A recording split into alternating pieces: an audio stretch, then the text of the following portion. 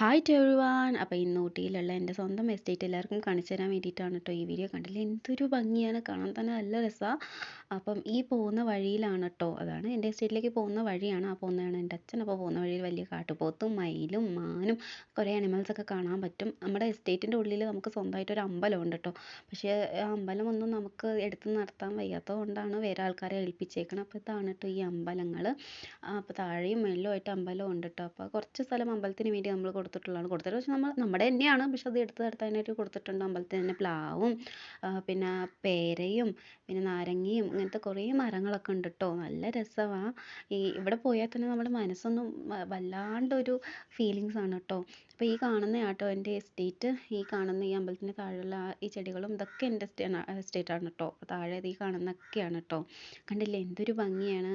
അയ്യോ, എനിക്ക് ഇവിടെ പോയി കഴിഞ്ഞാൽ തന്നെ മനസ്സിന് നല്ല രസം. അപ്പോൾ ഈ കാണുന്ന ഞാൻ ഗ്രീൻ ടീ ഉണ്ടാക്കാൻ വേണ്ടിയിട്ട് പൊട്ടിക്കാവുന്ന ലീവ്സാണ്.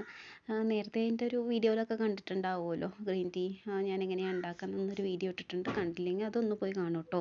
കണ്ടില്ലേ എന്ത് അടിപൊളിയാണ്, ഗ്രീനിഷ് ആയിട്ട് ഇങ്ങനെ കിളുത്ത് വരുന്ന ഈ ലീവ്സൊക്കെ കാണുമ്പോൾ എന്തൊരു രസമാണ്. അപ്പോൾ ഇത് കൂടാതെ തന്നെ എൻ്റെ അച്ഛനമ്മയും വേറൊരു എസ്റ്റേറ്റ് ഉണ്ട്. അപ്പോൾ ആ കാണുന്നതാണ് എൻ്റെ അച്ഛനാട്ടോ. അപ്പോൾ ഇങ്ങനെ മെഷീൻ വെച്ചിട്ട് ഇങ്ങനെ ഇലകളൊക്കെ ഇങ്ങനെ എടുത്തുകൊണ്ടിരിക്കുവാണ്. അപ്പോൾ അതെനിക്ക് അടുത്ത് പോയി എടുക്കാൻ വയ്യ. എന്നാൽ അപ്പോൾ ദൂരെ നിന്നാണ് ഞാൻ എടുക്കുന്നത്. അപ്പോൾ അച്ഛൻ പറയുന്നത് കാട്ടുപോത്തൊക്കെ വരും പൊക്കോളൂ എന്നാണ് അച്ഛൻ പറയുന്നത്. അപ്പോൾ സബ്സ്ക്രൈബ് ചെയ്യാൻ ഒരിക്കലും മറക്കരുത് ഇതുപോലെ വീഡിയോസിന്.